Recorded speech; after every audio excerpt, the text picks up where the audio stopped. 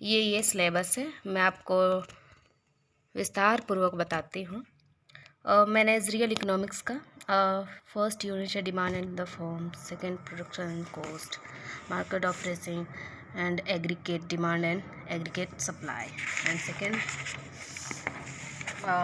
Unit 5 में है trade cycle and the open economy.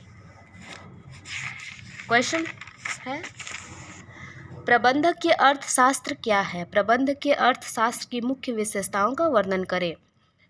Answer है, प्रबंधकीय अर्थशास्त्र की निम्नलिखित मुख्य विशेषताएं हैं। फर्स्ट है व्यक्तिगत सूक्ष्म विश्लेषण स्वभाव। उसका पॉइंट्स, प्रबंधकीय अर्थशास्त्र व्यापक अध्ययन के स्थान पर व्यक्तिगत यानी कि सूक्ष्म इकाई का अध्ययन कराता है। अर्थशास्त्र प्रबंधकीय अर्थशास्त्र किसी एक व्यवसाय का फर्म का अध्ययन कराता है। एंड सेकेंड पॉइंट्स है फर्म का अर्थशास्त्र। प्रबंधकीय अर्थशास्त्र मुख्य रूप से व्यवसाय अथवा फर्म से संबंधित है, अतः इसे फर्म का व्यवसाय कहा जाता है। व्यक्तिगत क्रियाओं के अनुधान पर एक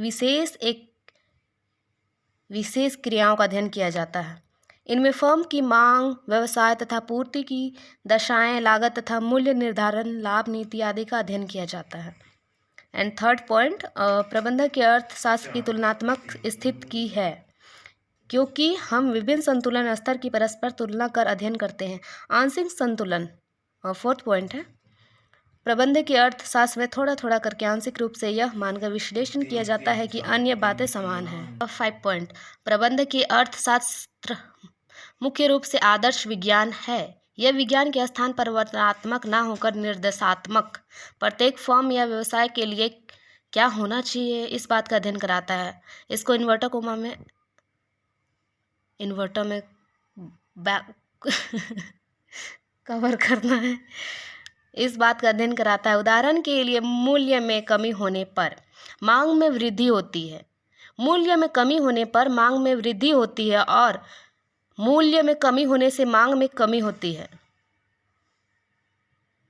अर्थशास्त्र मांग में परिवर्तन के औचित्य पर विचार करता है, जबकि प्रबंधकीय अर्थशास्त्र में यह निर्धारण किया जाता है कि उचित है या अनुचित है। एंड 5 पॉइंट, प्रबंधकीय अर्थशास्त्र में समष्टि व्यापक का उपयोग किया जाता है। इसके अध्ययन से उस वातावरण की जानकारी होती है जिसके अंतर्गत उसके फर्म को कार्य करना पड़ता है।